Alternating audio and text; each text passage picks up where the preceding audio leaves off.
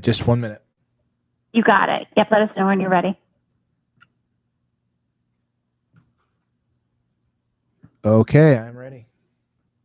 All right, everybody. It's 7:04 p.m. and we'll call this meeting of the Old Saybrook Board of Education to order. And we will start off with the Pledge of Allegiance. I pledge allegiance to the flag of the United States of America and to the republic for which it stands, one nation, under God, indivisible, with liberty and justice for all.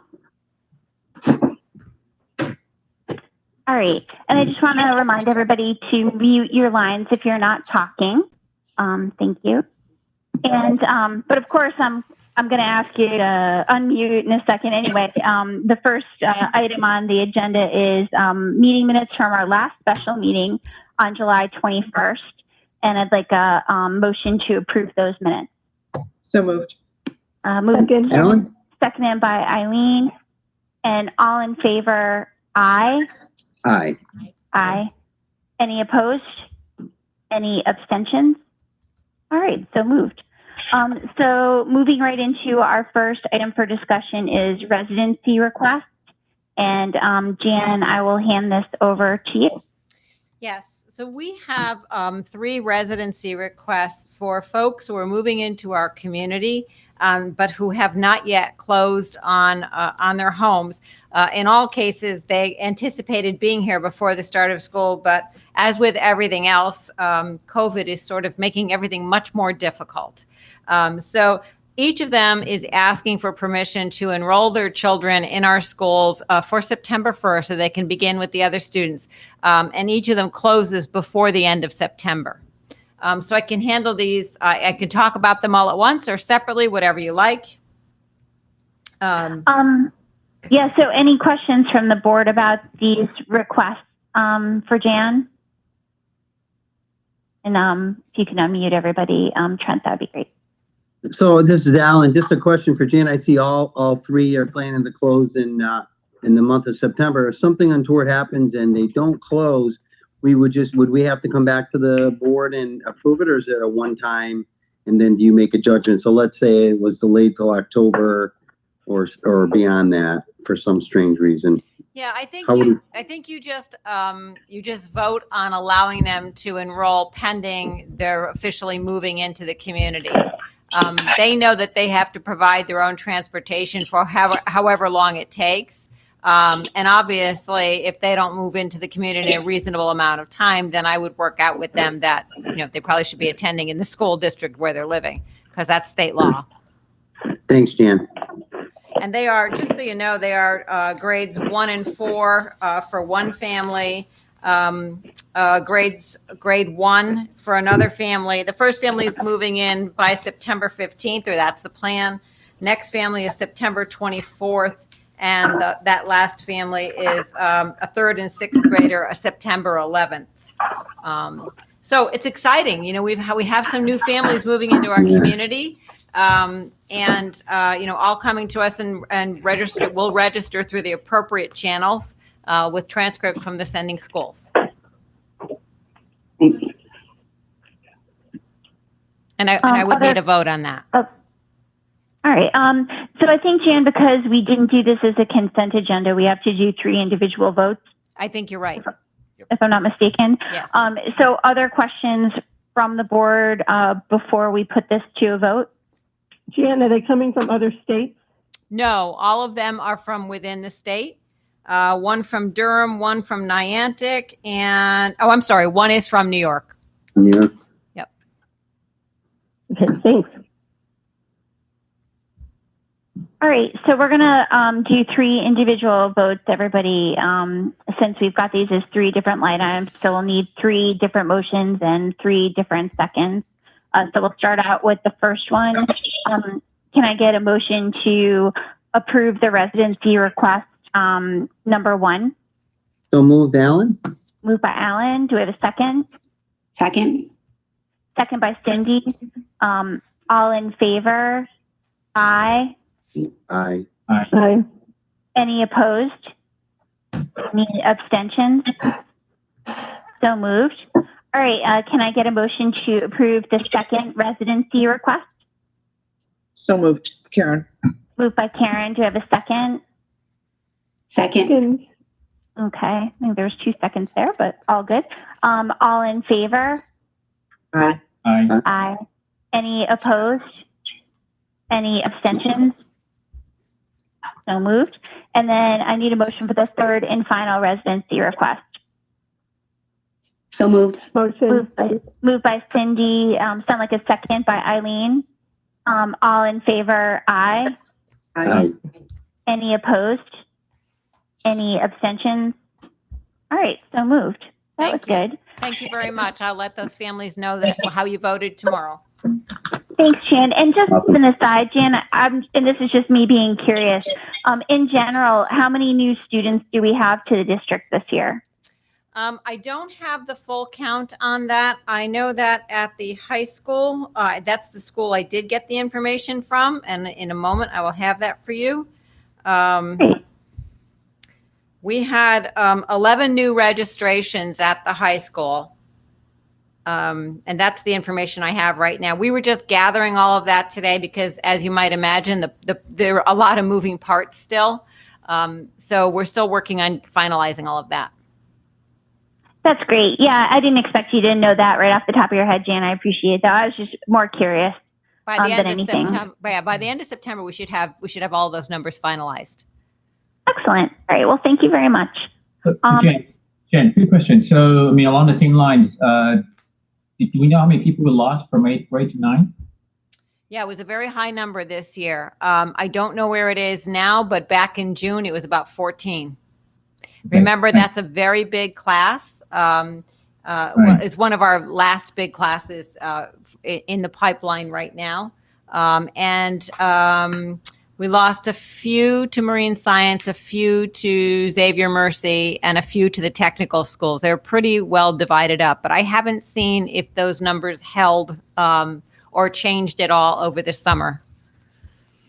Okay, thank you. Thanks, Jan. Yeah, that's interesting. I didn't think to ask the converse question, George. Thank you.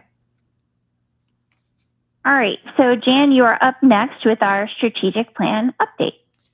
Yeah, in between working on all the things that we've been working on to get schools open, I've still been trying to move the strategic planning forward. And after Isabel Stevenson met with the board last time, we all felt it was appropriate to kind of let everyone get settled here in August and the beginning of September and begin stakeholder group meetings at the end of September. So Isabel and I met virtually and talked about the stakeholder groups that have always been part of strategic planning here, looking at the strategic plan from 2 times ago and having my own experience with the last one. We identified all the stakeholder groups that we wanted to include and to offer times to meet with her to give their opinions. And how we did this last time is someone from the administrative team or Board of Education went and introduced Isabel. Of course, these were live last time and may not be and probably won't be this time. Introduced Isabel and then left the room and allowed her to, it was Betty at the time, allowed her to be alone with them so that they could give honest feedback. And I think the process worked really well. It was not a particularly lengthy process, but it gave lots of people an opportunity. And the stakeholder groups that we identified is, of course, the Board of Education, administrative team minus me, the teachers, staff members in general, parents, students. I think we're talking about 7th grade on up to meet with her. The general community, including elected officials and other department leaders. Those are the groups that we identified that matches what we did last time.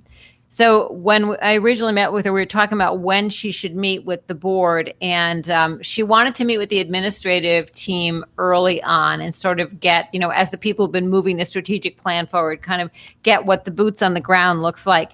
And then we talked about putting the Board of Education at the end. But then after speaking with Karen and Tara, we decided that maybe 2 meetings with the Board of Education would make more sense. One closer to the beginning, right after she meets with the administrators, and then one at the end. And then the one at the end can be just an informal, here's what we learned through the process before she writes up the report, and give the board one more opportunity.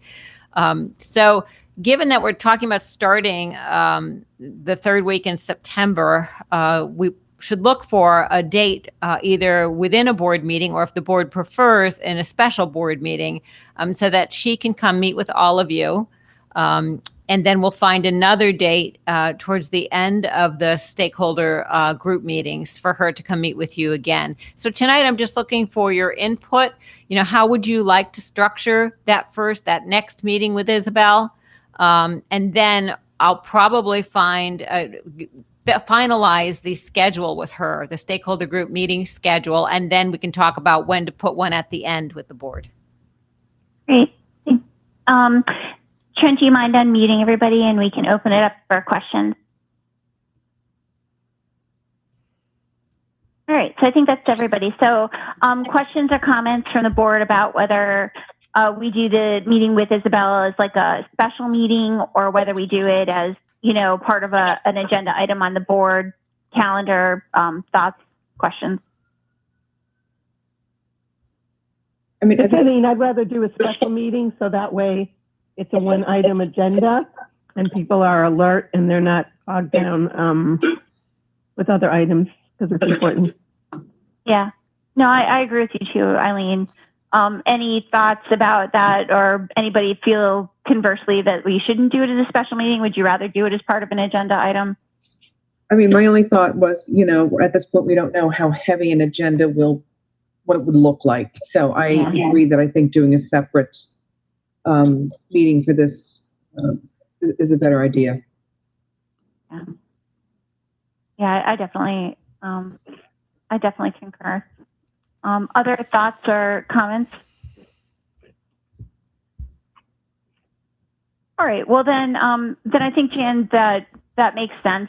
Doing this as a special meeting, and I think once you firm up the calendar with Isabel, we can look for kind of a mutually agreeable time for the board. But I think to Eileen and Karen's point, keeping it as a single item on the agenda, for one thing, will keep it a fairly quick meeting, all things considered, but also give us the opportunity just to focus on this conversation. All I'd ask is I'll work with Isabel and Tara and the executive board and Trent to come up with a date. Just let us know if there's a certain night of the week that you want us to avoid. Because I'm sitting here thinking, if we're going to time this so that it happens right after the administrator meeting, probably in that same week, it probably would end up being the last week in September or the first week in October. So look at your calendars and let Trent know if there's some days that you would like us to avoid. Excellent. All right. Well, thank you very much, Jan, and thank you, Karen and Eileen, for your comments on that. Thanks, everybody. All right. So let's move on to the very fluid conversation, which is the athletics update. Yes. So I have many notes on athletics, and I hope you will take this wild ride with me tonight. It has been, in some ways, as contentious and concerning as the rest of the issues about opening schools. And I think that everybody involved, from CIAC to the Department of Public Health to families and the superintendents around the state trying to deal with it, and the athletic directors, I think everybody has had the best intentions at heart. It's just been a very confusing and somewhat upsetting process for folks. And I have to commend our families in Old Saybrook and our student athletes who've just been taking the ride with us. And it's been a frustrating one, as some of you can attest. But a little bit of history. Glenn Lungarini, who is the executive director of CIAC, has been communicating with superintendents. He's been trying to keep us informed on what's going on. He even had a meeting for us yesterday. And he has been regularly informing his board of directors about what's been going on. But there seems to have been a miscommunication or perhaps a lack of understanding between Department of Public Health and CIAC. On July 24th, Glenn reported that, CIAC and the Connecticut Reopen Committee and the Department of Public Health, were all part of a conversation, which led, and then on the 28th of July, DPH met with CIAC, and they continue to talk about how to open fall sports. By August 12th, CIAC had announced their plan to move ahead with fall sports. And the only things that continued to be, in question was how to do all of them safely. So there were some protocols that we were talking about. So we began on the 6th, we began with conditioning training. So they can't pass balls, they can't share equipment, but they can do the conditioning activities that, are part of training for athletics of any kind. And then on the 13th, so the day after CIAC gave us all the go-ahead, on the 13th, the Department of Public Health sent out a message saying football and girls volleyball, which is a fall sport, are not safe to play. And I think football, my understanding after attending many meetings and knowing very little about football, it was that, you have the line, you have tackles, and so that made it a very high risk sport. Girls volleyball is inside, lots of yelling. So you can be projecting a lot of, breathing, and, you're up at the net. And so, that was the reason for girls volleyball, as I understand it. So at that point, I think CIAC felt very unsettled, and they put a stop to any kind of training, and began to call for additional meetings with Department of Public Health. And then they met with their board of directors. They met with Department of Public Health, I believe, on Friday of last week. Met with the board of directors on Sunday of this past weekend, and then met with the superintendents yesterday. And they announced that we can resume our small cohort non-contact work until the 24th until the 29th of this month, which is Saturday, at which time we still stay in small cohorts, but we can do sport-specific training. So I still don't think that necessarily involves using a ball, because but it's sport-specific, whatever that means. I'm sorry, I don't know. So I do know that just a few hours ago, the Department of Public Health sent a letter to the CIAC, which has not been made public yet, but I think it's restated some of their guidance about specific sports and about the fall sports season in general. I can tell you that, so at this time, football and volleyball, which we don't have volleyball, are still in question. One of the things that DPH asked CIAC to do is to modify the rules of football, to consider modifying the rules of football to 7 versus 7, no line, no tackling. So as you might imagine, football folks really can't understand, why they would do that. Yeah. So it doesn't resemble the sport anymore. And then there was what game that might be. Right, yeah, exactly. It wouldn't be football, but it would be something. I don't know. Is it rugby? I'm not sure. But but obviously that's problematic. But they felt that was safest, and that's actually in national organization guidelines too. So, and I think that girls volleyball, which again is not relevant to us, but just for context, they're saying that it's safe if you play it outside. So again, that's very contrary to how the sport is typically played. So at this time, what Old Saybrook is doing is we resume, as of Wednesday, we resume our small cohort conditioning. We could, by CIAC standards, open up sport-specific conditioning on Saturday. I do believe that that DPH is going to, shall we say, slow our roll a little bit, and try to keep us in our small cohorts, with some modifications. So it is still, and again, that's not public at this time. I'm not sure what the rest of that letter says, and I can't really comment on it. I actually got an advance copy, but it was so recently and I didn't pull it all apart. But I don't think DPH is changing their position very much. So Jan, just yeah. for us, those of us who aren't in every sport, obviously I have a child in one sport, but what is Old Saybrook generally field for fall sports? I know off the top of my head, like you said, football and cross country.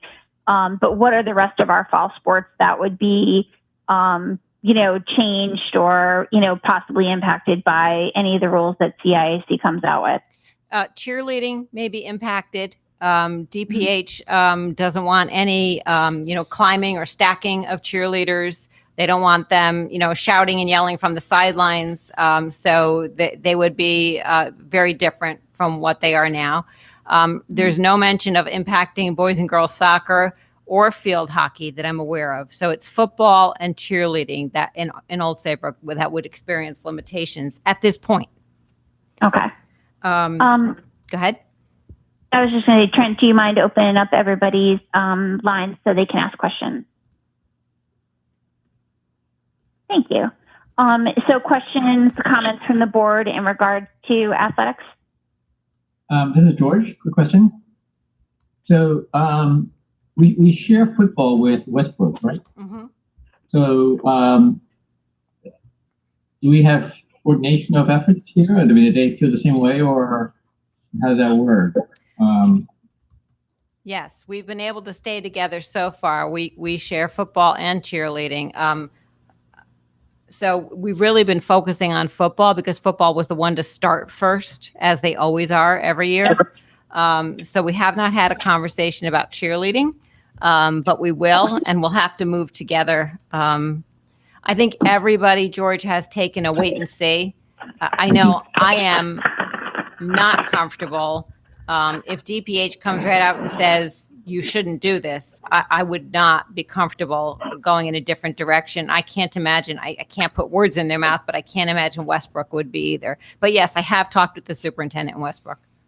No, I mean, it's just, if the sports within one school district needed to manage and went across two school districts and you have need, your philosophy could be very different than ours. It could be.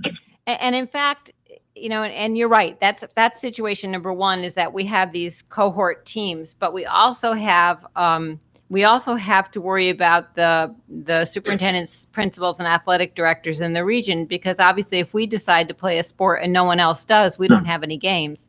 So I hosted a meeting of superintendents, principals, and athletic directors. I think it was last week.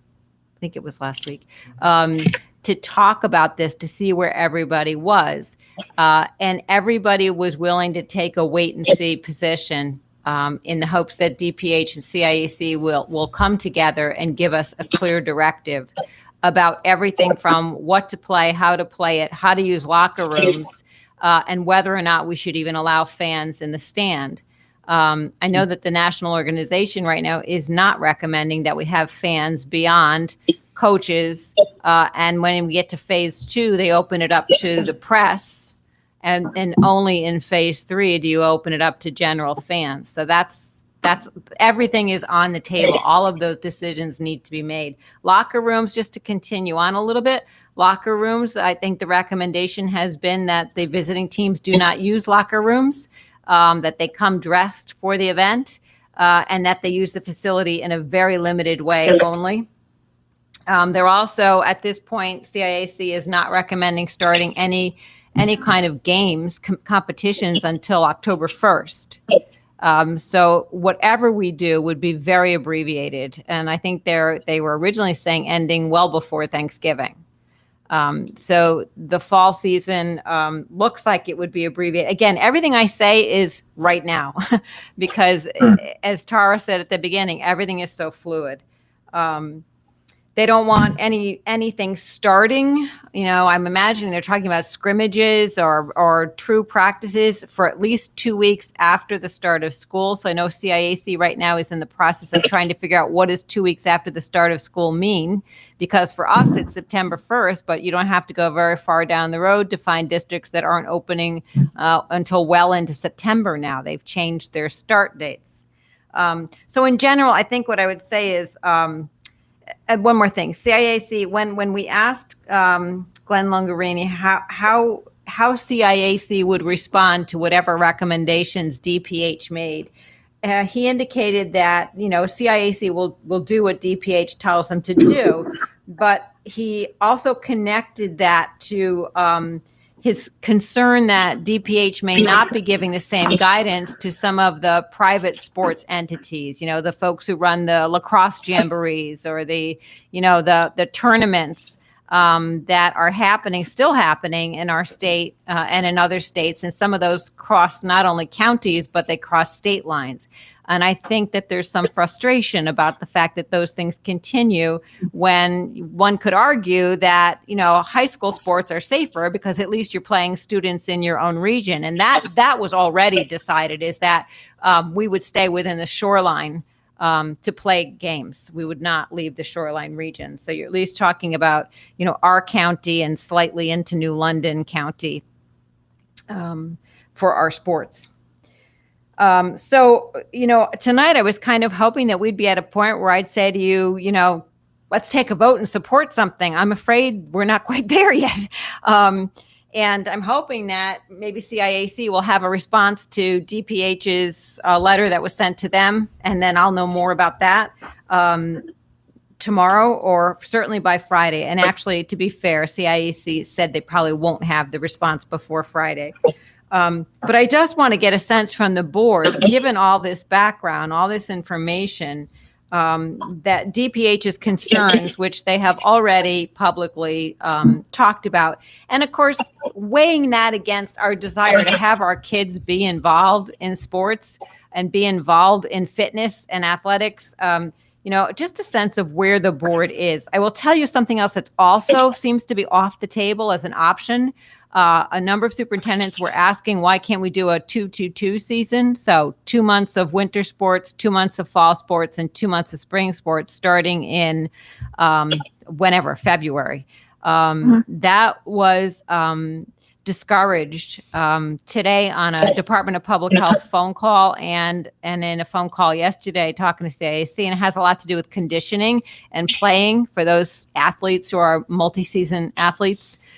Going straight from football to baseball, and also a general sense that we probably are kicking the can down the road, because if we're struggling to play football and girls volleyball in the state, what might basketball and hockey and swimming and all those things that happen indoors as we go into colder months, what might that look like?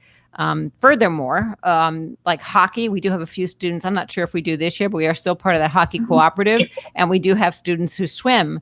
The CIAC has said that they will not be able to get into colleges as venues for those folks to do those sports. So most of our hockey games, most hockey teams find themselves at a Wesleyan or, Yale or something along those lines. So it is complex.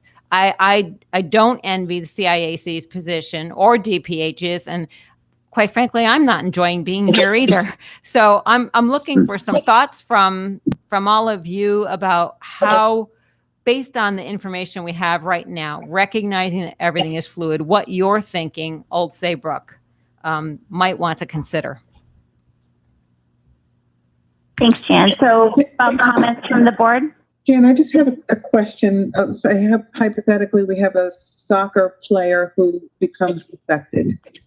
Does that sort of shut down the season, or not the whole season, or 2 weeks or 10 days, or how do we manage that?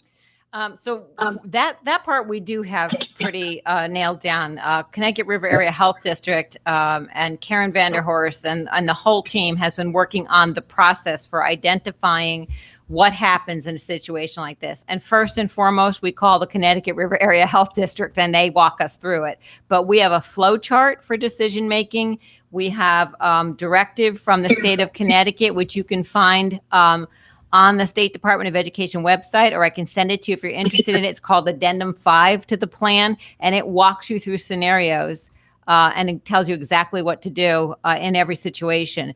What we would do, no matter where someone is a positive, an identified positive case of COVID, we begin to do identification of close contacts. And the definition of a close contact is someone who is in close proximity of a positive case for 15, so less than 6 feet for 15 minutes or more.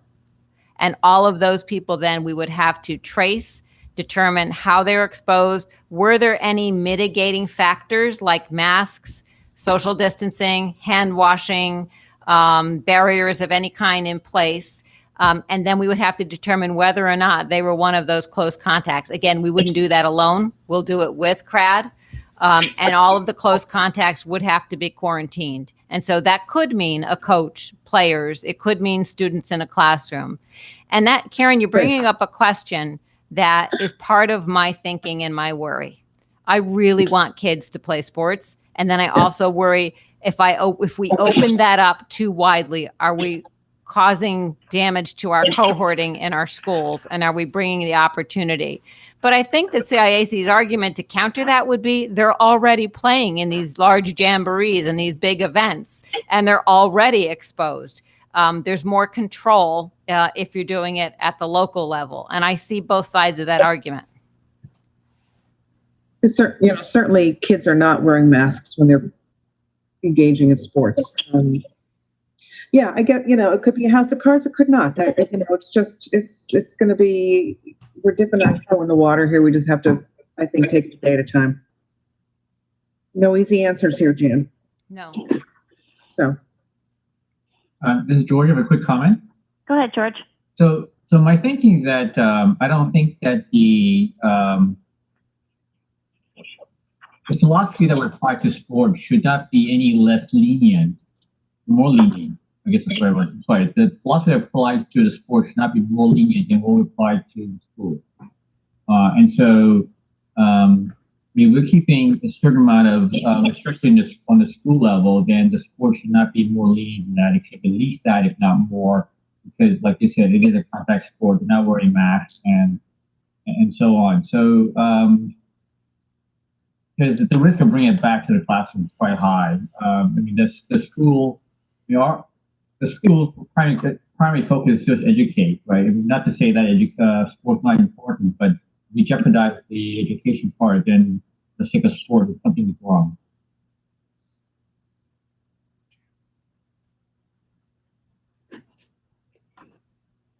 Jan, have we had discussion yet on, after school practices? Has that been a discussion in the school, how that would work?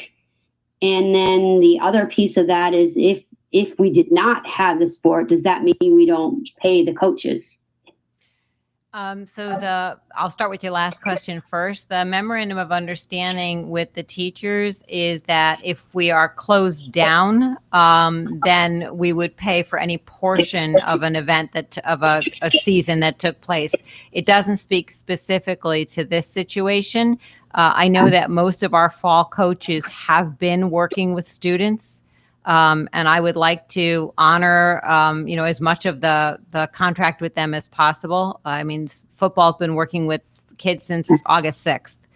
Exactly. The first part of your question about what have we been thinking about, we've been sort of talking about extracurriculars and athletics together. And we know for sure that we don't want to start anything in person beyond what's already started, that CIAC has directed us that we could start.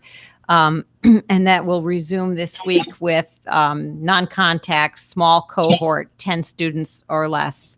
Actually, at one point, they said we could go to 15 students. We did not. We stayed at 10, and I think we're going to be dialed back to 10 again. So we'll be in a good place there. But we've decided not to move beyond that in the first 2 weeks of school. Our philosophy all along, our reason for going to a hybrid was let's bite off small pieces of this.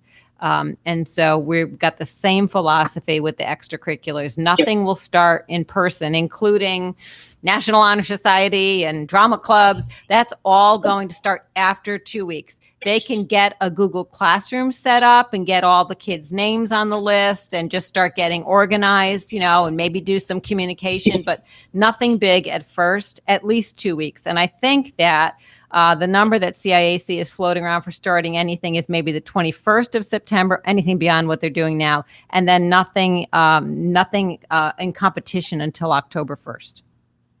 Okay. Thank you. I think I've said to you in the past, Jan, my position on it is for what's best for children is for them to be in school and be participating in sports as much as possible. That's where I stand on this. Thanks, Cindy. Mhm. Other comments? Yeah, so for me, there's a distinction between extracurricular and sports, and I think it's been said in terms of the close contact.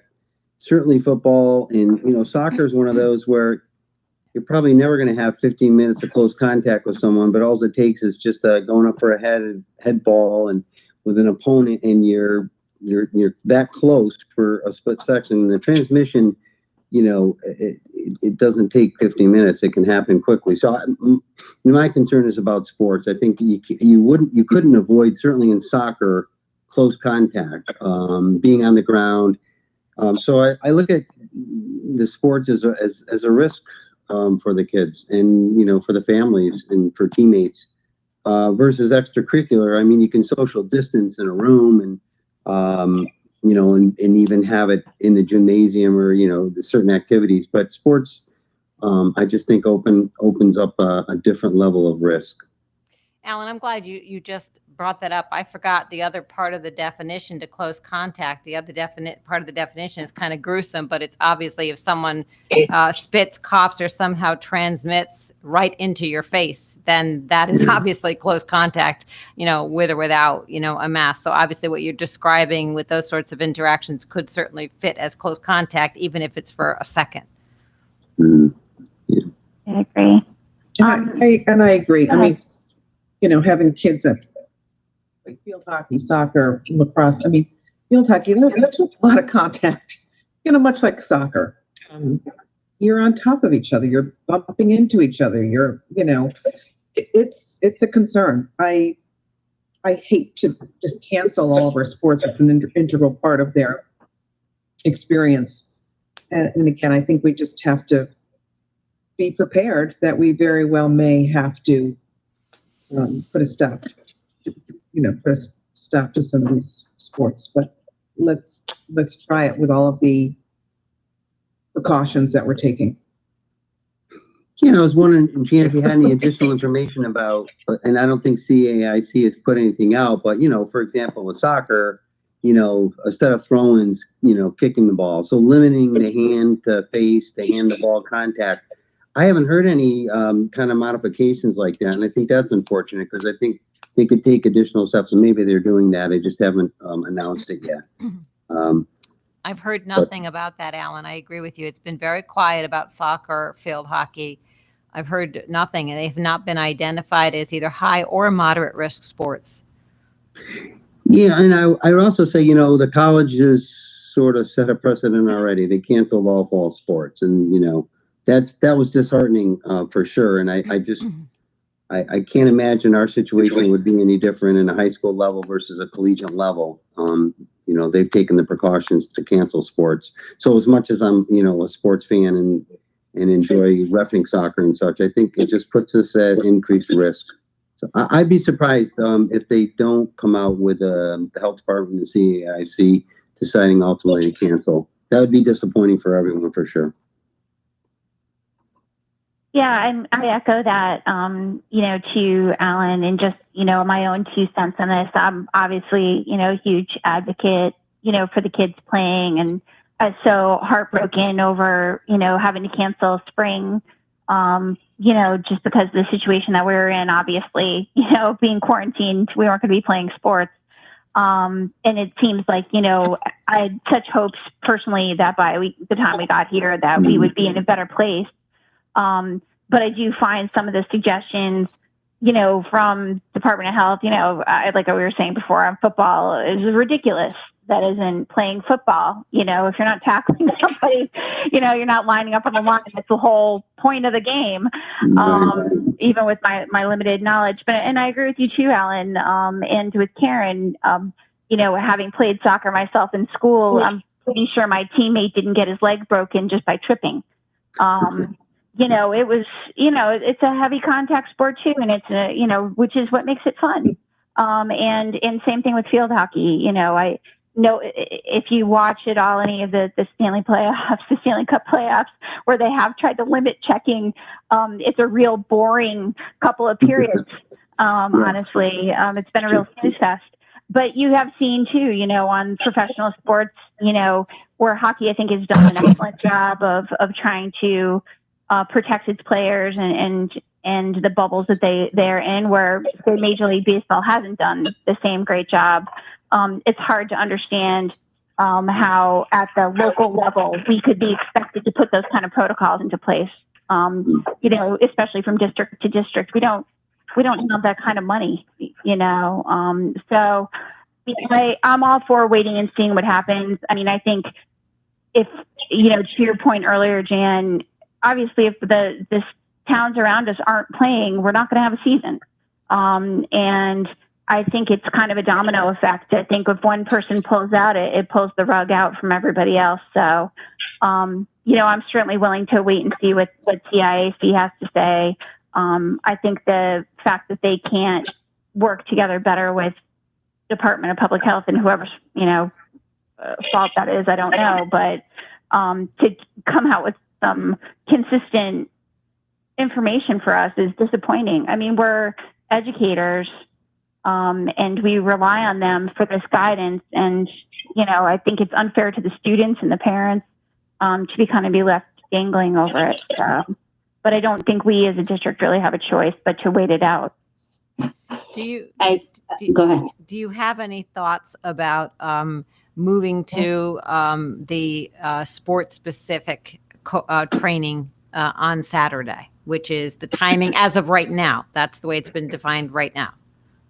Yeah, I mean, I think, personally, the kids should be able to practice. And even if at the end of the day even if we don't end up playing the sports, I think there's some value in the teams being able to get there safely. I know that they've been doing most of their practicing and conditioning, in small groups and separately.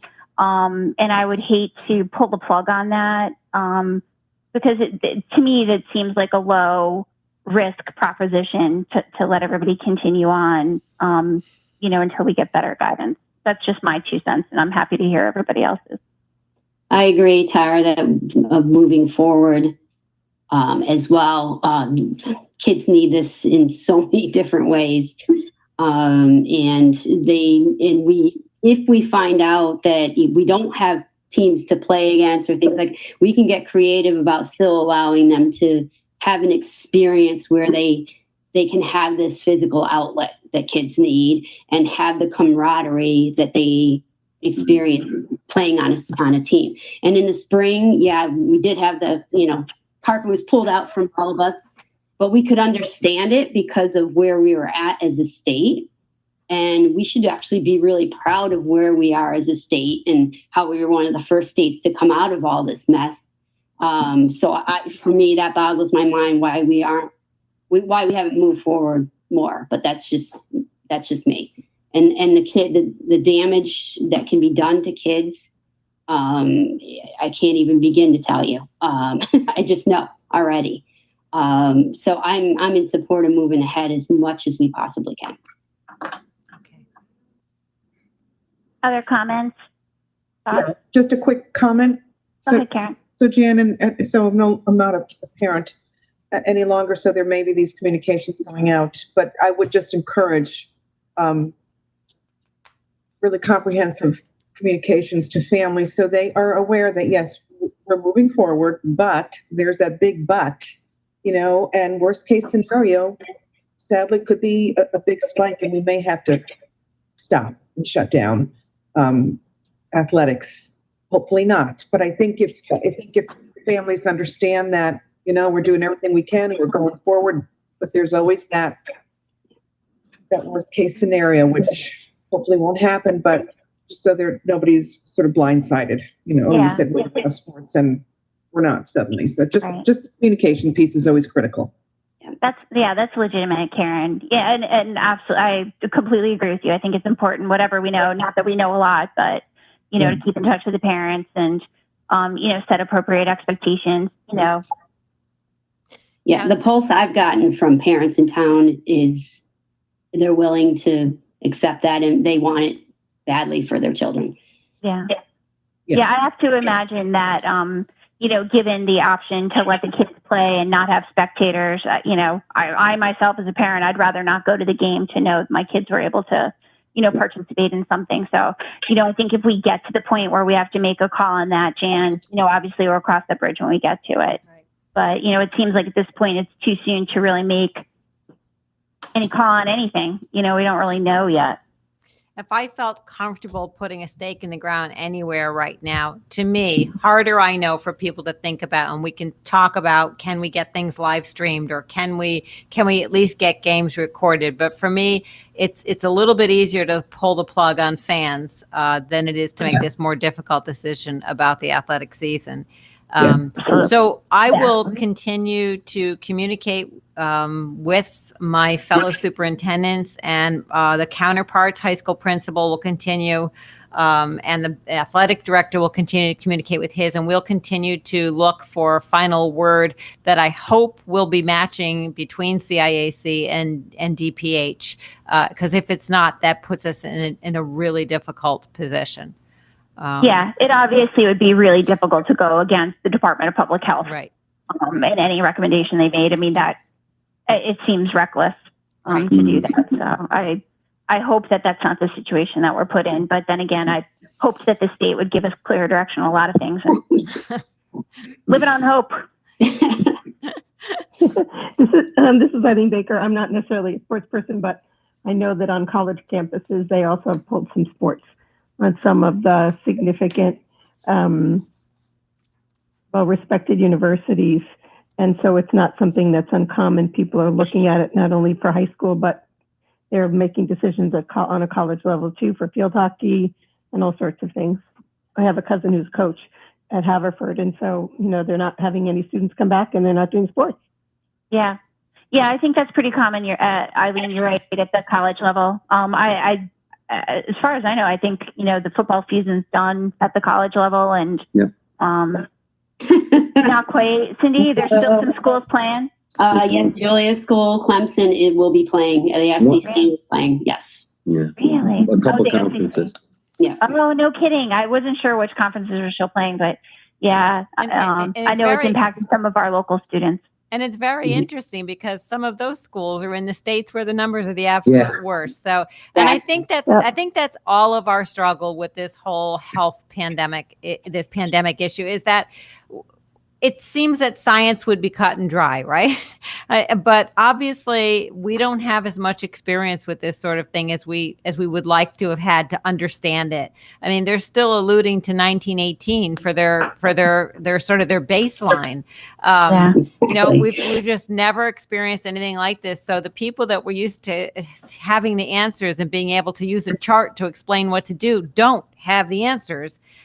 And then there's all kinds of pressures on all of us that are beyond the health numbers. So yes, it's where we find ourselves. What we used to think of as experts, it's just got you questioning that now. But because you're right, it doesn't make any sense, Jan. It doesn't. It doesn't to the common person. I keep shaking my head and thinking, so what should I do? Somebody tell me, what does the science tell us to be doing? And I think that, again, I think there's a whole lot of pressure out there and there's a whole lot of unknown. Yeah. It's certainly hard to figure out. Go ahead. This is George. Just a question. I mean, sort of related to this, but So what is the decision you've made on, say, band and chorus? So we received guidance from the state on band and chorus, and I think that's addendum 6 or 7. And the band chorus guidance is that there's additional social distancing required, maximum time playing an instrument, and then a break is needed for the room. And so that's about air quality. Use outside areas if possible, whenever possible. And continue on, mitigating in whatever way you can. Apparently there are some devices that you can put over parts of an instrument to reduce the amount of movement of air out into the room. There are special masks that we actually have purchased to allow people to use instruments and not have, air escaping from the side. So we are going to follow the state guidelines on that. I believe, and Mr. Taylor is going to be upset with me for not knowing this by heart, but our plan says that our students will be 12 feet apart from each other. I believe that the state standard might be slightly lower. I think for chorus, it's 9 feet front to back, 6 feet side to side. But we're going to stick with our standard right now of 12 feet distance. And we're also going to use the outside a lot. So you will see tents and umbrellas and things that allow us to create outside areas for at least the nicer weather so we can keep people outside. And before, I know everyone will start to worry about safety and security. So we've met with the chief of police about that and how to keep folks safe and to know where everybody is. So we've got a Google document where everybody can sign in and out and tell us we're outside, and the SRO will know they're outside. So I'm trying to think of all those details, but thank you for asking that, George. We're in good shape. Thanks, but it's just it's just trying to establish a standard, right? So whatever standard we place for, again, a very important group activity, that it extends to other stuff as well. Might be the time to start a marching band. Yeah. Give them footballs. Right? Yeah. No, I agree. Right? It would be a great time. The field's beautiful, and it would be great to have a marching band, wouldn't it? It would. I know Ms. Riffle at the high school would be thrilled, because remember, she came from the Ohio State where she played trumpet. The Ohio State. That's right. The I forgot about that. Yes. Do not call it Ohio State. No, it's the Ohio State. You got to get that right. So, other questions or comments from the board about athletics or music? Jan, anything else that you would like from the board in regard to, comments or direction on this? No, I just want to summarize to make sure I've understood. I know that not everybody on the board is in the same place, but where we are right now is we're going to continue with the small cohorts on Saturday. Unless we get different information, we will stay in the small cohorts, but move to the next level of conditioning, which is sport-specific conditioning. And we are now going to sort of take a pause and not make any further decisions until we get something that we hope will be matching from both DPH and CIAC. That summarized pretty much where most of us are. And I know some people are more strongly hoping that this season moves on and we're able to play, and some are more concerned. But that part we were able to agree on, right? Yeah, absolutely, Jan. And even, I don't think the board's that far apart. I think everybody has the kids' safety at heart, at the end of the day. So, absolutely. Right. That's obviously got to be the most important decision that we make. Right. Regardless of where any of us lands on athletics, one way or the other. And then I agree with George, if we've got standards that we're setting, that they need to be pretty consistent. So, I have a feeling that this will come to a head sooner rather than later. But I think you've got our feedback dead on. Just a quick question, Jan. What, for example, what is Westbrook doing? What are some of the surrounding towns doing with athletics? We're all in the same place, the whole shoreline. We got together and decided we were not ready to make any decisions at this time. Again, I think if I were to characterize the one thing that most people felt they would be able to say more confidently is let's not have fans. Let's not Right. bring large community groups together. And actually, I'm not sure that DPH won't tell us we can't, because you still have some limitations as to crowd sizes out there. And once you have an outdoor event, you're going to have to, go out of your way to have security in place to limit crowd size. So I think that one, you would probably get more consensus from the local superintendents. But everything else, we are very much somewhat confused, uncertain about the appropriate direction, hoping to get good guidance from science. Great. Other questions for Jan before we move on?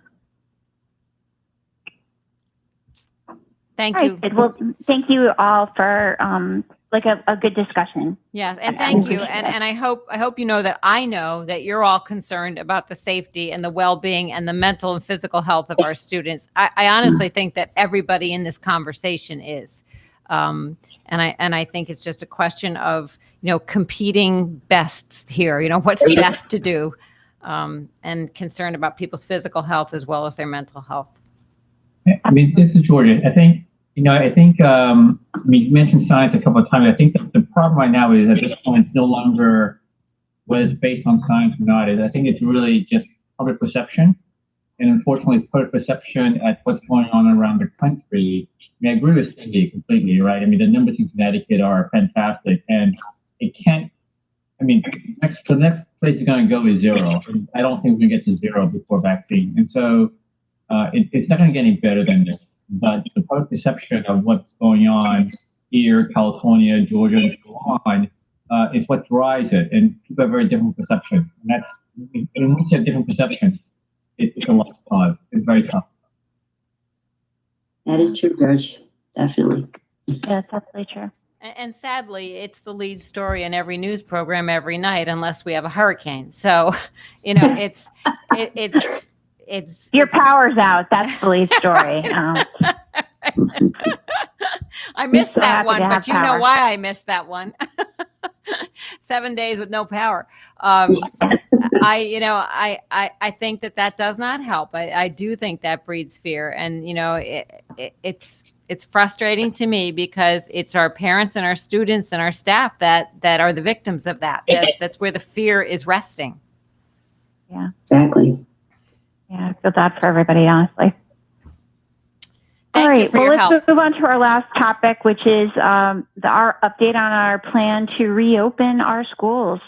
Yes, so it has the same roller coaster ride we've been taking there. We were taking with sports. We were taking here as well. In your book, you have. So our reopen plan is on the website. I have sent it to you back before the 24th of July when it was due.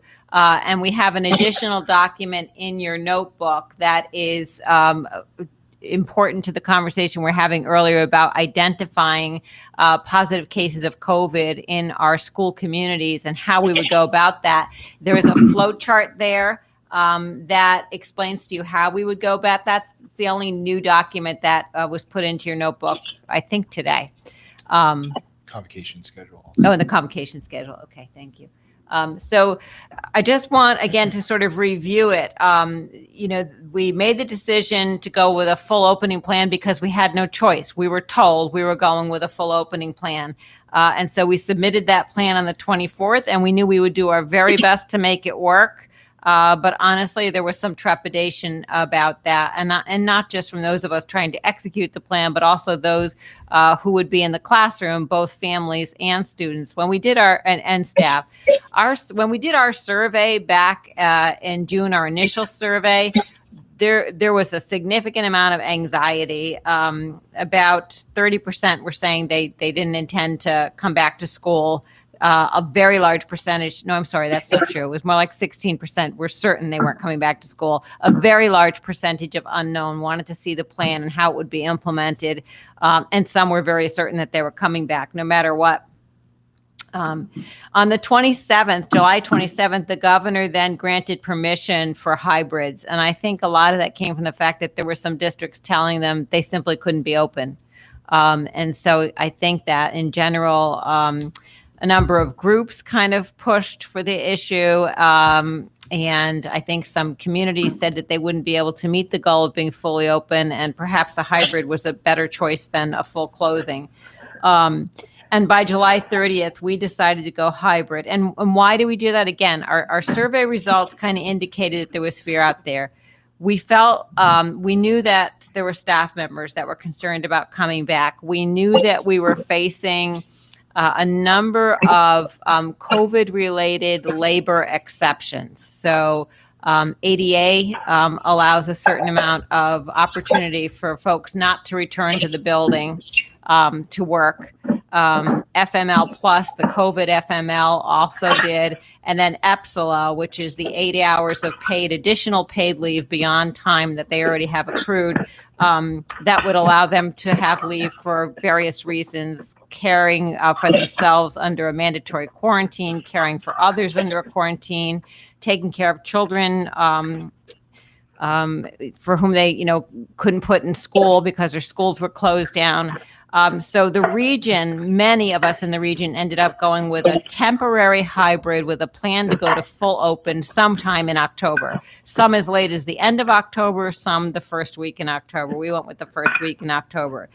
We think that this is a case of losing the battle and winning the war.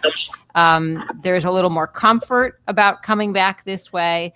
It's an opportunity to test out what works in our signage and our systems and the way we're entering buildings and exiting buildings.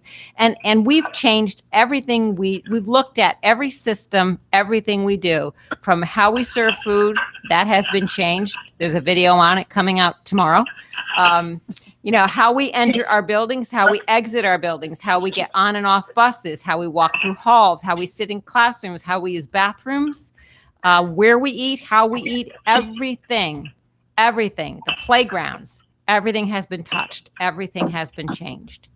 And so with that much change in an organization, I think it's safe to assume that it's better to move forward slowly and deliberately, identify any weaknesses in what we've put together before we bring everybody back and we have the large numbers of students in our schools. So that's how we ended up going to it. And as I said, most in the region have done something very similar. A few haven't. One I know, because they have very small cohorts to start out with, didn't see the need, and another just made a different decision for their community. So between July 30th and August 17th, we also spent some time working with Heather McNeil and Youth and Family Services to try to come up with childcare opportunities for parents and for staff members. And Heather really, I reached out to her. She really took the lead on that, pulled a meeting together. The first selectman came to that meeting, a number of our private vendors, Park and Rec, and they put together an offering, a program that would give people opportunities. YMCA is actually offering cohort camp during the day because we know that childcare is a problem in the hybrid situation. And we've said all along, our 3 goals in whatever we did, number 1 would be safety and health, physical and mental health. 2 would be academics and resuming an academic program that is rigorous and appropriate. And number 3 was bringing relief to families who need to get back to work. And we knew that some of these things are competing with each other. So we came up with something that we think is a middle of the road way of moving forward. And as you remember, the state said we could reduce the number of school days from 180 to 177. We decided not to do that. We kept the 180, but we moved things around. You voted on a calendar that moved professional development days to the front, 1 more PD day to the front, plus 4 half days to front load all of the professional development. Some people have asked, why didn't we put more PD days in front? Why not 6? Why did we choose the ones that we did? And my answer to that is, I want to get started. I want the kids to come back, and I don't want to push it forward too long. Our calendar and our agreement with the union was already opening us up on the 27th. So I didn't want to move that back and deal with folks who said they weren't back from a vacation at that time. So we stayed with the 27th, front loaded the 3 PD days, added the 4 half days, and then we bring kids back, which I really think it's kind of like a Band-Aid now. We just got to pull that off and get going. So we're keeping our 180. And we have planned for full reopening on the 5th. So that just brings us to where we are. Staffing, I want to give you a little bit of an update on staffing. We have been hiring. We have had to put additional paraeducators in place. We've had two retirements associated, relatively recent, one resignation. These were at the elementary school. And the two retirements were in early childhood. So we had to replace those. Plus, we had added a class there, so we had to hire 3 folks there. Again, we had a resignation at the elementary school. We have, at this point, we have 1 non-certified person who's taking an unpaid leave of absence at least into November. 3 certified staff, 3 staff members looking for ADA accommodations, and the ADA accommodations are typically, they want to work from home. So those are things that I worked on with the board's attorney, Rebecca Santiago, to go through and to make those accommodations work for the individuals, but also for the school district. We've had 1 FML request that's still under discussion. And those have been, those have been complex, and those have been uncharted territory for everyone, because even ADA looks different under COVID than it did in other ways. So the teacher opening day schedule is in place. It is really pretty much utilizing Google Meets throughout. Convocation will be Thursday morning of this week at 8 a.m. And Tara Barros will be there as she is. And I can certainly send the invitation out. It is 1 hour long. It's not going to look like any convocation you've ever participated in before. It's going to be a bit messagey about philosophy and strategic plan that we're moving forward with. It's going to be about, things going on in our nation and how to appropriately address that in classrooms. And it's going to be about COVID. It's not going to be very different from the meetings that I've been holding for the last month for staff once a week, where most of them have been getting on the calls for an hour and they're putting questions in the chat room. And we're just talking about, how we're opening and how we're handling things. By the way, just as an aside, we've been doing parent meetings once a week and staff meetings once a week. For the last 5 or 6 weeks. Yeah, for about 5 or 6 weeks now.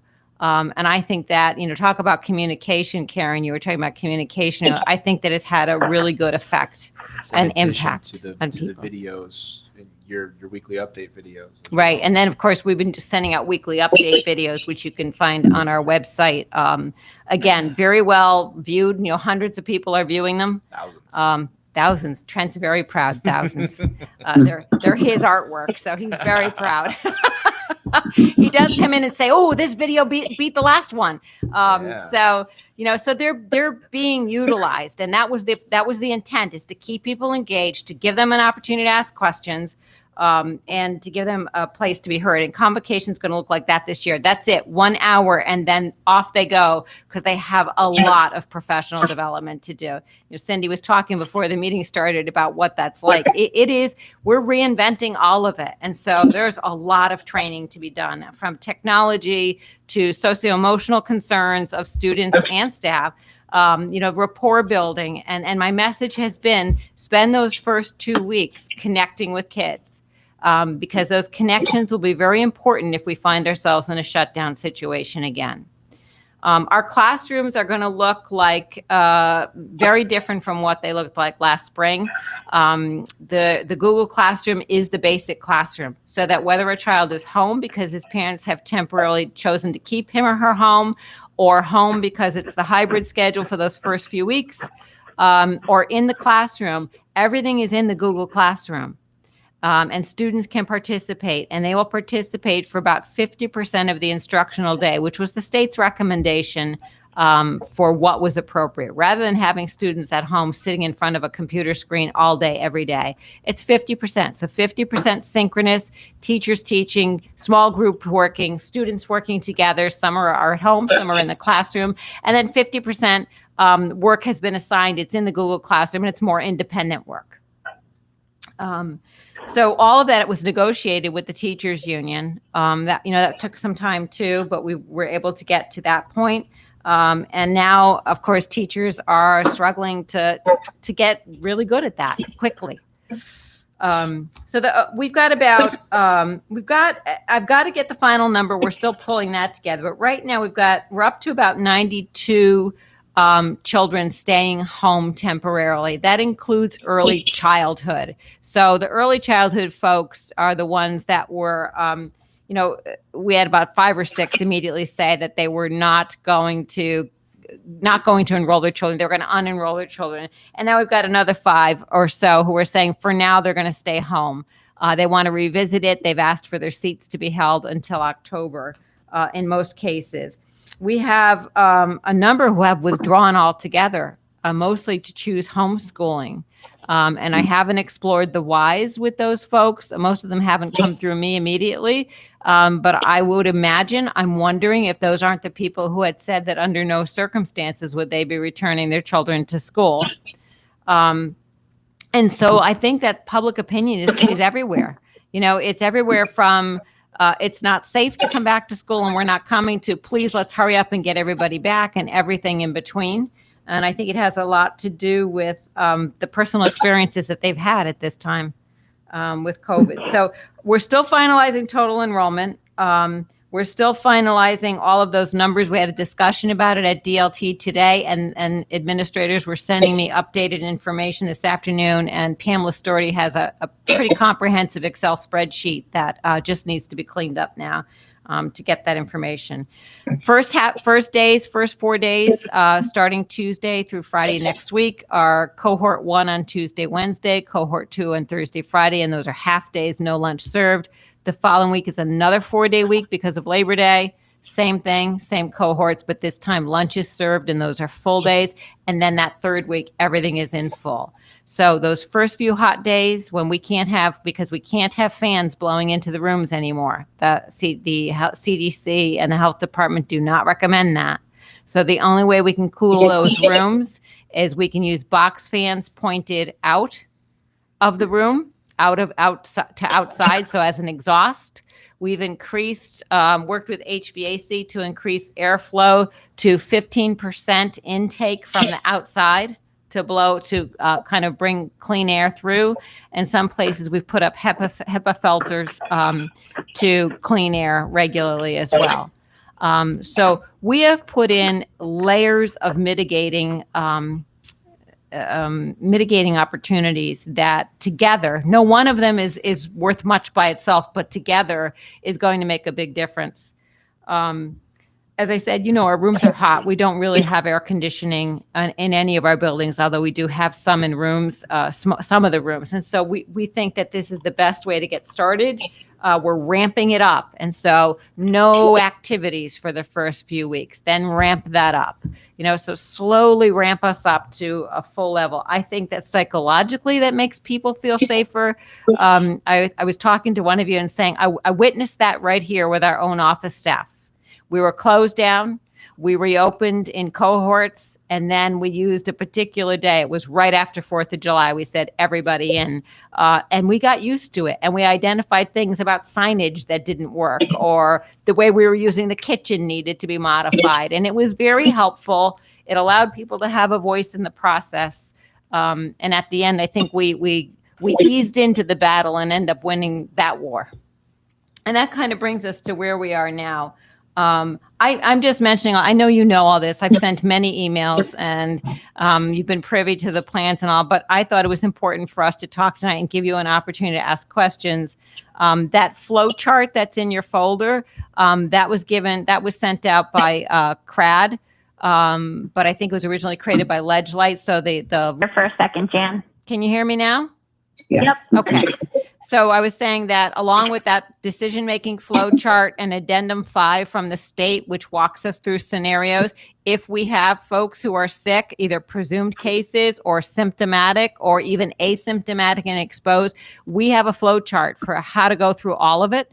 And we are one freedom that we have been given both as employers and as school districts is we have more opportunity to ask questions of people. It's not just call in sick and hang up the phone. We have a series of questions. And if anybody has an unexplained cough, fever, chills, loss of taste or smell, has been exposed to someone who has been in close contact with someone who has COVID, we have a series of questions that we'll be asking. And then we will be working with the health department. So I don't know if you want to hear any more about, I know I've talked a lot. I just want you to be informed. So thank you for your patience. We've even changed up our food. So food is all pre-ordered. So little kids, their moms and dads and guardians are ordering their food at night for the next day. Their name is being put on the food, and the food is in some cases being delivered. Older students, they can order in the morning by 9 o'clock. Everything is grab and go. It's labeled, it's wrapped. And we figure that's another way to make people feel safe. We do have to feed students, all students who are remaining home but enrolled in our school are eligible for food. Obviously, if they're free and reduced, then they would be eligible for free and reduced food prices on food. If they are full-paying students, then they would have to pay for it, but they would be able to pick up food at our high school. Fair enough. I have a question, Jan. Yes. You're keeping cohorts together, but how does that work with busing? Or it doesn't seem like it can work with busing because you're going to neighborhoods and cohorts are mixed. So how do we handle that?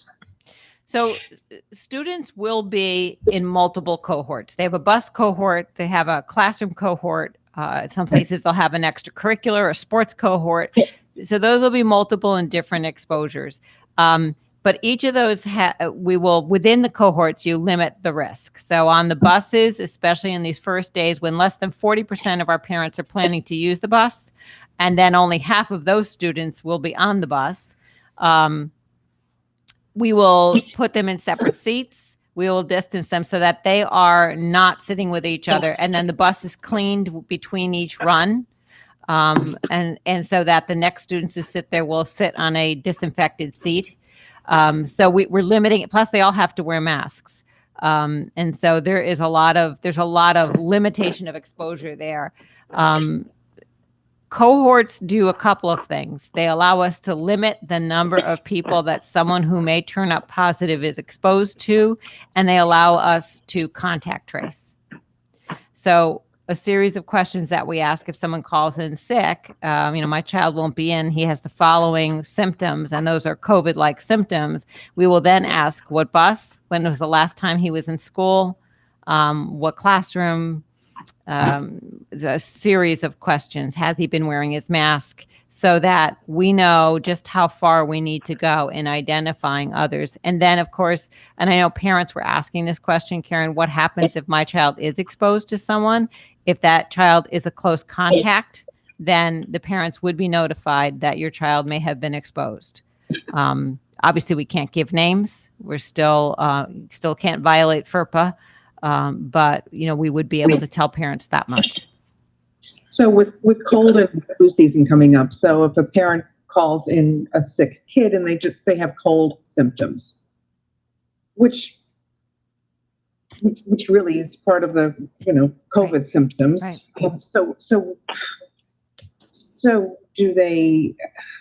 are they not allowed to come in for here? How does that work? So, Typically, if she's feeling better tomorrow, she's coming in. All right, I'm gonna be just. I don't have Addendum 5 in front of me, so I will tell you generally what we're telling people is if you have any of these symptoms, stay home.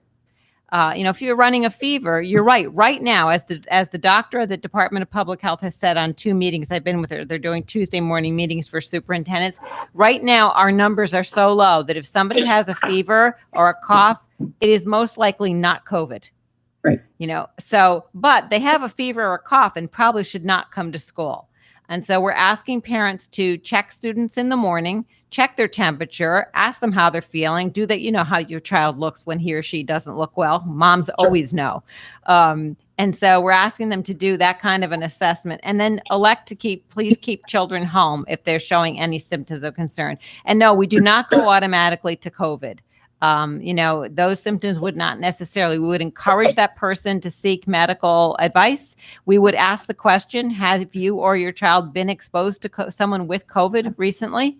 And the answer to that question would trigger separate actions, Okay. So the chart, and I'm going to send Addendum 5 out. I'm going to send the link to Addendum 5 out to all of you. You can look at the scenarios, but depending on the answers to the series of questions, creates a response on our part.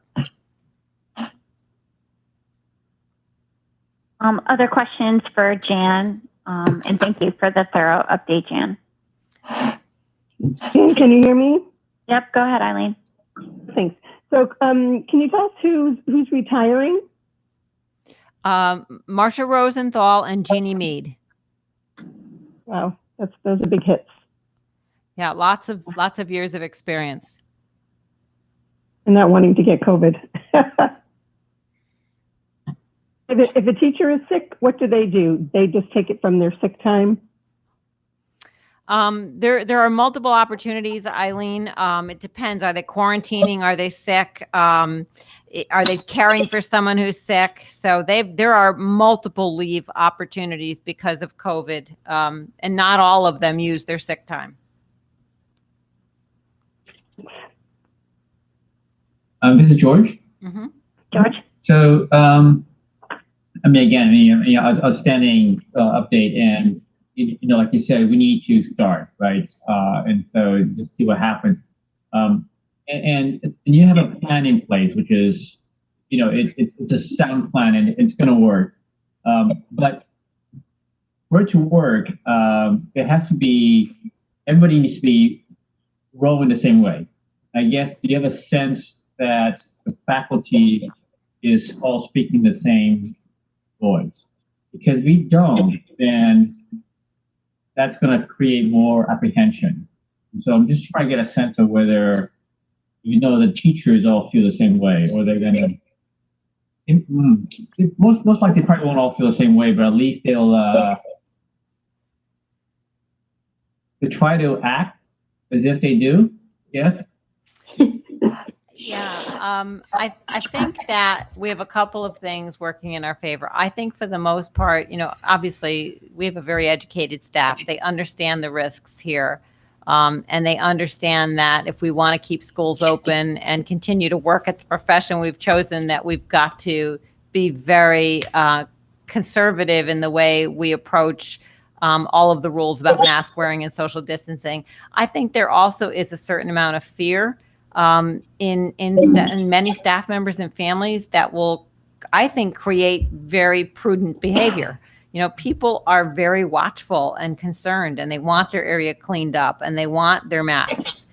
We're issuing surgical masks to teachers. We're issuing them 50 right now, and they may use them up to one a day. We said we would issue more starting November 10th, which is our 50th school day. So they are very well protected, and they're required to wear those masks. That's part of the memorandum of understanding with the teachers union. It's part of the directive that the superintendent is given. So I don't think we're going to have people choosing to follow a different rule. If they do, we'll address those one at a time. And the same is true for students. In our schools, you're wearing a mask unless there is a good medical reason that has been documented that tells us that you shouldn't. And we've recently been given really good guidance from Department of Public Health on that. They said there are very few circumstances in which someone shouldn't wear a mask, and that would be extreme COPD or emphysema. And DPH is saying, and if you have either of those conditions, you shouldn't be at work anyway right now. So I think mask wearing is going to be universal here. If it's not, it'll be addressed. Cleaning of equipment, cleaning of desks, cleaning of work areas is all documented as somebody's job, multiple people's job in some cases. But we are going to need, you are quite right, we are going to need the cooperation of the community at large, the parents and the students and the staff members to make this happen. It will be a house of cards if any group decides not to cooperate. I've been really lucky. I've had great parents say to me, how can we support what you're trying to do? And I've said, please message the wearing of masks. Just That's the most important thing. Teach your children to wash their hands frequently, use hand sanitizers if and when appropriate for your child, and wear masks. And if we can do those things, I think we got our best chance of being able to stay open. And that's great. I mean, thanks for that. I was just thinking about the approach in which the teachers go towards this hybrid system, or still continuing with 50-50 synchronized, non-synchronized learning online. I mean, they got to come across being really excited about this and showing that this has potential for the students to feel excited about on the other side. The teachers begin to feel apprehensive about the system, then it's going to spread pretty quick. And that's, like you said, it's a house of cards. It can fall pretty quickly on that as well. I mean, I don't doubt the safety component. I think the teachers have already indicated that they are probably more cautious of the group. That's great, but it's the learning component, right? And they come across being enthusiastic about what you have right now.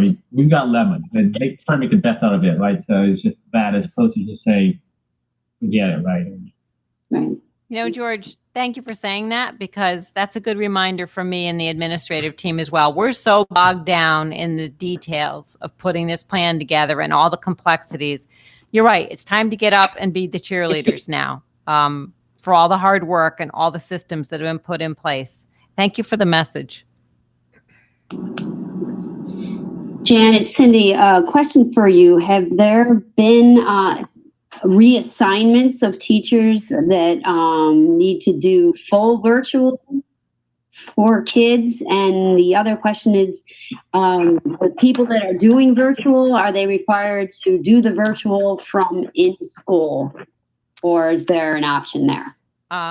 There's not always an option because of medical opinion that they should not come into the building. And yes, there has been some reassignment. We have not had a straight classroom teacher, as anyone might think of it, ask for an accommodation. That would be very hard to meet. An ADA accommodation does not mean that an employer has to create new work or hire someone to replace that person. So we've not had that scenario, but we have shifted some job assignments so that right now someone who is working from home is working with students who are staying home specifically. And actually that's a special education situation. So that's case managing special education students who aren't coming into the building.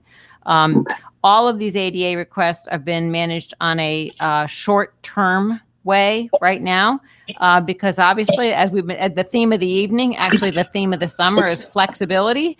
And as things change, we may have changing roles for these folks. We may struggle to have work for them, or we may find we have plenty of work for them. Right. Okay. All right. Thank you. Jan, quick question. Sort of think about the challenges of virtual learning, especially primarily with our youngest students. I think of the pre-K ones, the kindergarten ones, the ones that aren't independent learners yet, kids with disabilities. So I guess you can't answer this question now. I'm just looking forward for feedback down the road to see how teachers are managing those types of students. Tech issues they may be having, distractions and time management issues. The teachers will have no control over the learning environment at home. It'll be interesting to see, and I think very challenging for teachers of this particular group of students to manage. I think it is. I think it is going to be very challenging. I think that, again, for that or not, the one thing I can say is what teachers and parents told me is that they connected more in the spring because they kind of had to. So there was a positive kind of byproduct of the situation in the spring. And I think now, unlike then where we just closed, shuttered our doors in 48 hours, now we're planning for that possibility.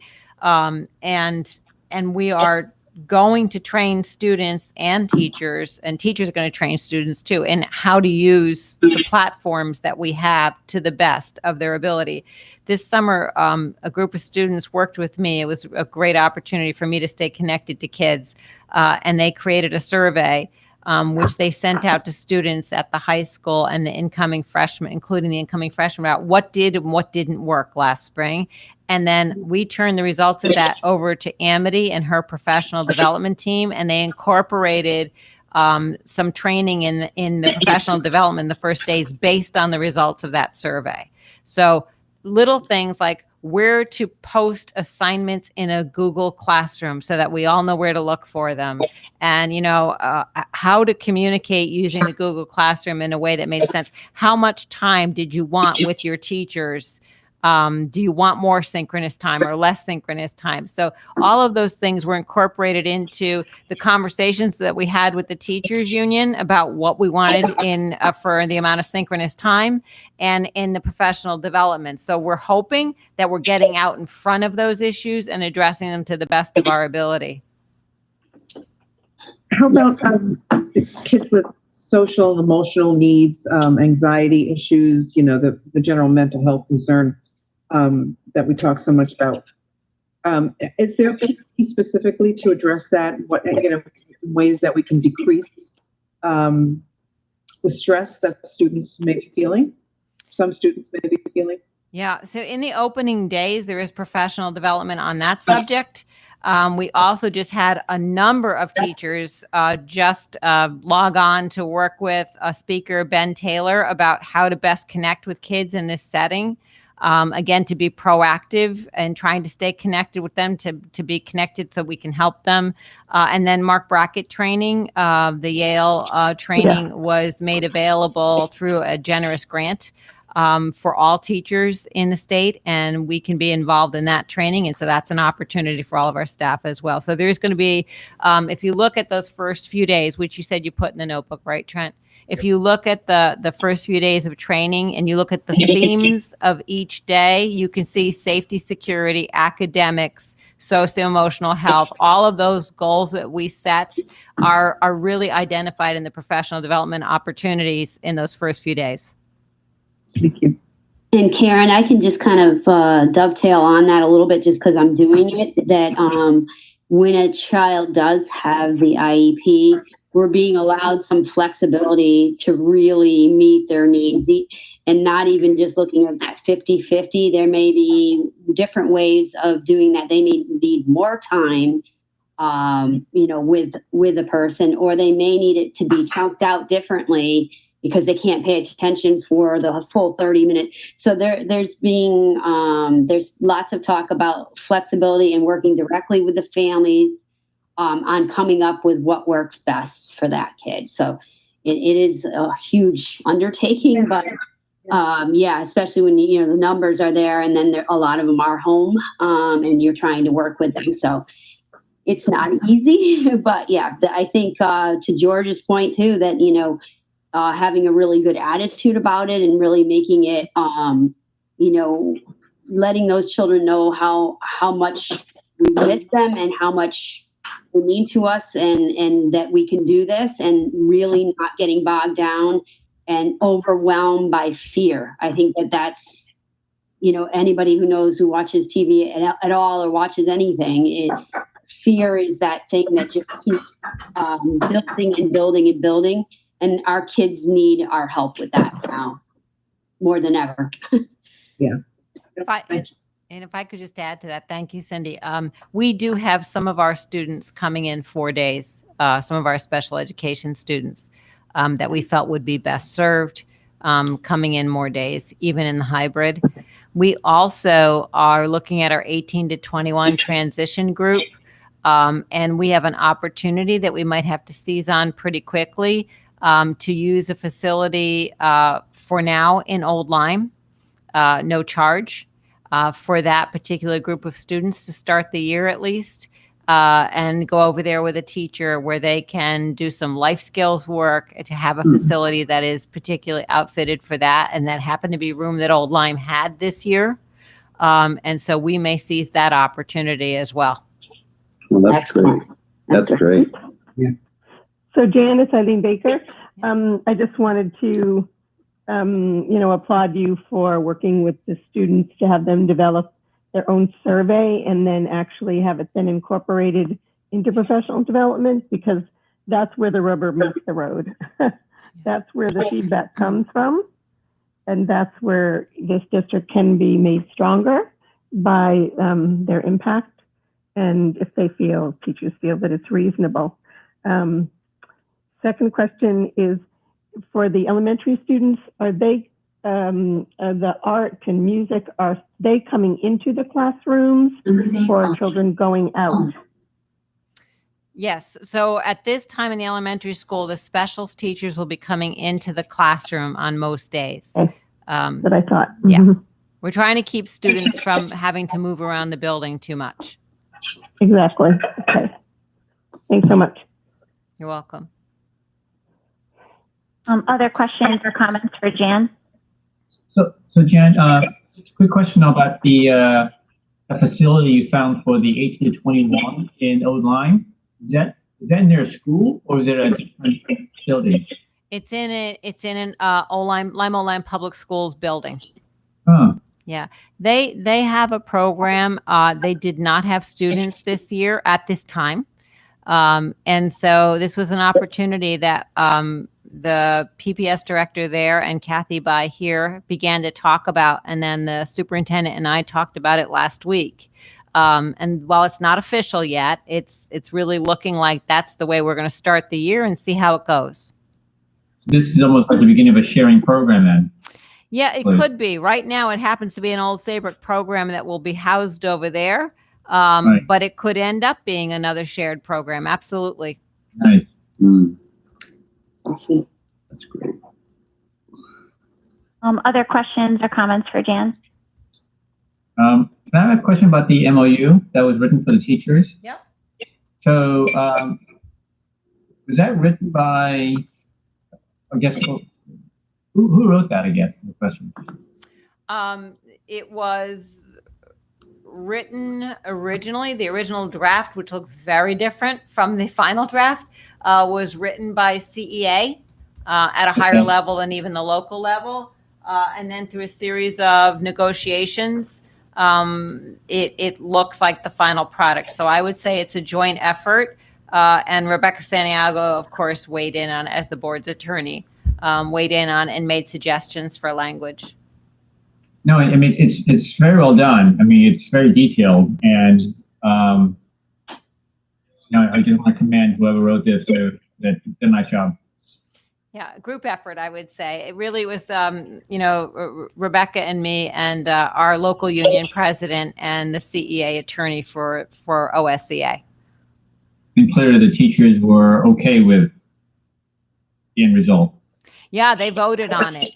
So there was a full ratification vote, and I believe was overwhelmingly positive. Nice, very nice. Well done. Thank you. I'll share that with them. Other comments, questions from the board? All right. Well, that was great, Jan. That was very detailed, and I appreciate you taking the time to update us on everything. I know that there's a lot of moving pieces and certainly a lot of changes from day to day. So I think you've done a great job of keeping us, up to speed on all the changes, certainly on email, et cetera. And I really appreciate it. I know that it's just one more thing that you need to worry about in the course of your day. So, the board, I thank you. You're welcome. And I'm very happy to do it. And if I could have just one more minute, I know it's running late, but I do want to say one more thing. We have been awaiting information about how much money we're going to get from the state to address issues related to COVID. We learned a couple weeks ago that they were finalizing it. And then at the end of last week, we received a general statement that we are receiving supposed to be receiving approximately $300,000. Remember, we put in a $2.5 million budget estimated budget and what we thought all of this was going to cost us. We mostly are supposed to be receiving money in the area of PPE, cleaning, bus monitors, and a little bit of salary for custodians. We did not receive any money on academic support, academic staffing, because we didn't reach a threshold on free and reduced lunch. But some transportation personnel. So at the we're also getting some computers from the state. Again, we've heard these things. We've gotten information that we haven't seen any of it yet. So the little dilemma with the $300,000 that we're receiving from the state is I believe we have to spend it by December 31st. So that's the bad news. The good news is we can repay ourselves for money already spent. So that money that we spent this spring and this summer on cleaning supplies and PPE, et cetera, we will be able to pay down some of that and make some of our line items that were looking pretty anemic look a little bit better. And I'll let you know when that money comes through. We haven't even received the form that we're supposed to complete yet. I'm waiting for that to come through any day. And today I attended virtually the Board of Selectmen meeting, which was a follow-up to the Board of Finance meeting, and the Board of Selectmen voted to approve the decision of the Board of Finance to move $500,000 of last spring's surplus into the non-recurring account, the capital non-recurring account. And that was a unanimous vote of the Board of Selectmen. They also were very complimentary of the work the school district is doing to get schools open. So I thought I'd share that with you as well. That issue is now put to rest, and that money lives over there on the town side. Should this year become, should that $2.5 million become a reality, which could happen if we are not in a close down situation. There are those two opportunities for us. There's that money on the town side, should we have to tap into it. And then there's this money coming from the state, which will certainly help. It's not what we were hoping for, but we were pleased to be getting it. Really pleased. And as I said, today we received notice, this was very unexpected, that we would be getting some additional Chromebooks, courtesy of the state. So when I get more information on that, I'll share that with you as well. Crazy.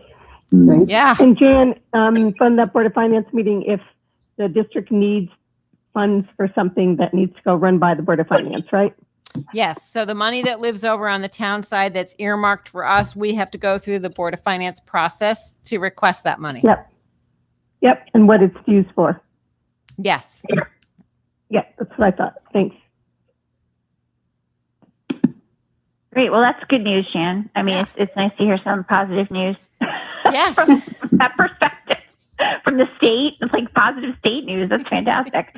And certainly, I'm very, very pleased to hear the Board of Selectmen be supportive of our request and be complimentary to the work that you and the district have done, because you guys have certainly been working extremely hard. And I'm glad that that was recognized. Thank you. Anything else that you wanted to cover before we wrap it up? No, I don't think so. I really appreciate you taking the time to hold this special meeting. I wanted you to have this information as firsthand as possible, and I appreciate it. I will follow up on all the different items that we discussed today, including the strategic plan work. I'll keep you informed on the athletics.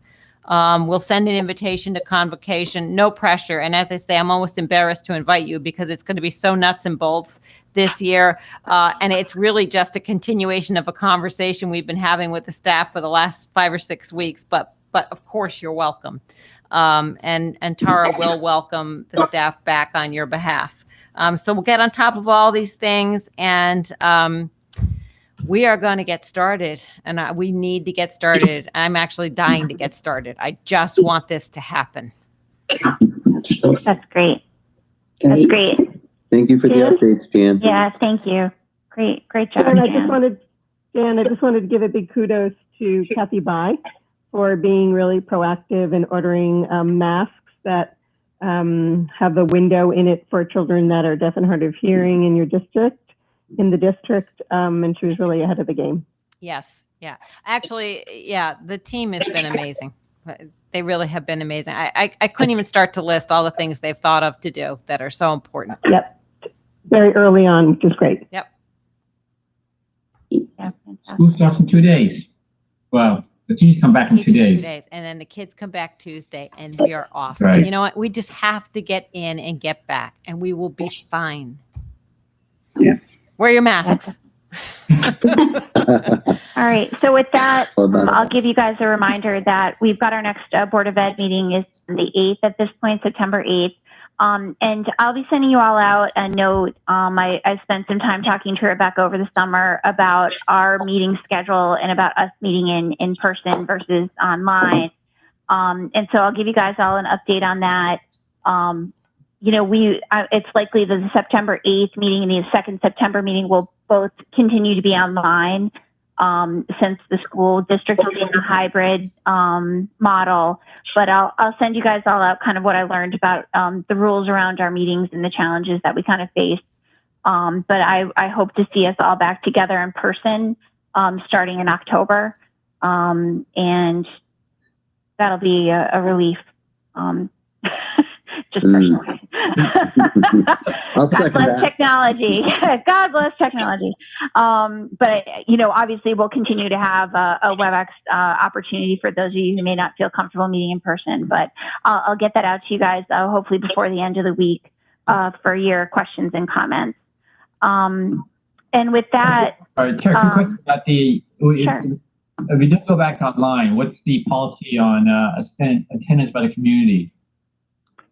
So if we continue online, what we've been I'm sorry, doing. No, when we come back in October, when you say we actually do it in person. So if we actually do it in person, we likely, George, will not have an opportunity for public comment. That will invite the public to comment to us the way we have been up until now, reaching out on our email address, sending us letters, calling the central office. Some of the challenges about meeting in person as a board have to do exactly with that, with access. And when we do get back together in person, we'll have to make sure that we have sufficient space for everybody that comes. But we will need to make sure that our meetings are still available for people to live stream them. And that was the advice that Rebecca gave us, that our comment should remain the same as it has been for our online meetings. Very nice. But yeah, so more to follow certainly on that. Lots of fun. Other questions or comments before we wrap up? All right then. Then I'll ask for a motion to adjourn. Moved. And a second? Second. Thanks, Cindy. All in favor? Aye. Aye. Aye. Any opposed? So moved. Look forward to talking to you all soon. And thank you very much for your time tonight. Thank you. Good night. Good night. Good night, everybody.